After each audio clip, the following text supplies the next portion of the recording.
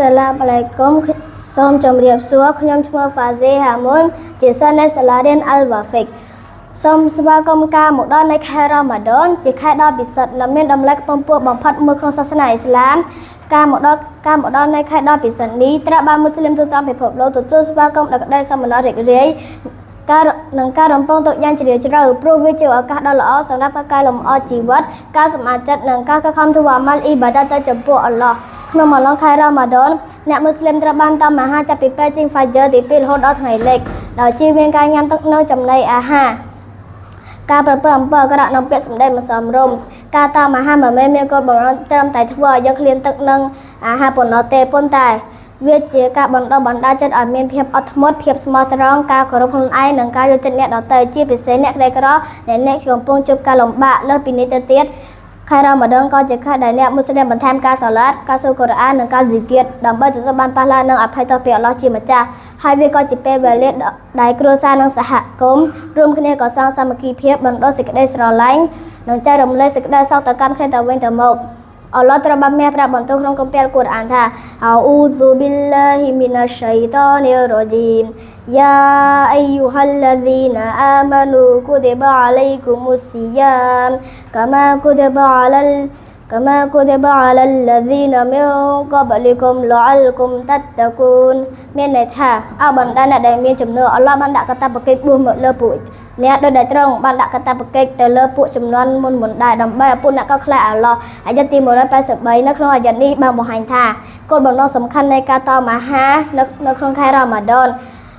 គឺជាការបណ្ដុះចិត្តឲ្យមានការកោតខ្លាចការអត់ធ្មត់ភាពស្មោះត្រង់មិនមែនត្រឹមតែការឃ្លានទឹកនិងអាហារប៉ុណ្ណោះទេរ៉ាស៊ូលឡោះ សល្លឡោះអាឡៃហ៊ីវ៉ាសល្លាមបានមានប្រសាសន៍ថាម៉ានឡាំយ៉ាដាកោលហ្ស៊ូរីវលអាម៉ាឡាប៊ីហ៊ីហ្វាឡៃសលលិលហាជដុនហ្វីអៃយ៉ាដាតអាម៉ាហ៊ូវ៉ាសារ៉ាបះមានន័យថាអ្នកណាដែលមិនបោះបង់ពីកុហកនិងអំពើអាក្រក់ទេនោះអល់ឡោះមិនត្រូវការឲ្យគាត់អត់ទឹកនិងអត់អាហារនោះឡើយរាយការណ៍ដែលអល់ប៊ូខារីហាឌីសនេះបញ្ជាក់ថាការបួសពិតប្រាកដគឺការតមតែរាងកាយនិងចិត្តការតមអាហារគឺតាមតែរាងកាយរបស់យើងហើយតាមការនិយាយកុហកនិងអំពើអាក្រក់ដោយចិត្តរបស់យើងហើយរ៉ាស៊ូលឡោះបានមានប្រសាសន៍បន្ថែមទៀតផងដែរមិន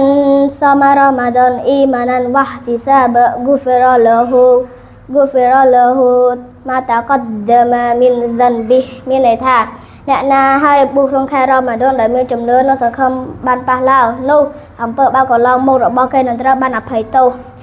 អល់ប៊ូខារីនិងមូស្លីមដោយសារតែអត្ថន័យដ៏ជ្រាលជ្រៅទាំងនេះការមកដល់នៃខែរ៉ាម៉ាឌនមិនត្រឹមតែជាពេលវេលានៃការតមអាហារប៉ុណ្ណោះទេប៉ុន្តែ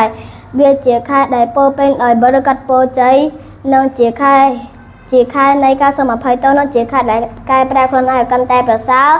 ទាំងផ្លូវកាយនិងផ្លូវចិត្តហើយយើងទាំងអស់គ្នាទៅអាថាណាសអល់ឡោះអានយូបលីកណារ៉ាម៉ាឌនវ៉ាអានយូអ៊ីណាណាអាឡាស៊ីយ៉ាមីហ៊ីវ៉ាគីយ៉ាមី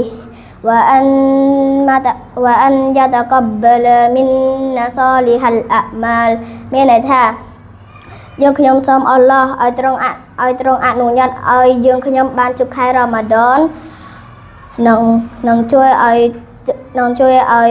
ខ្ញុំអាចតមអាហារនិងប្រតិបត្តិសាឡាតនៅពេលយប់ហើយសូមឲ្យទ្រង់ទទួលយកអំពើល្អ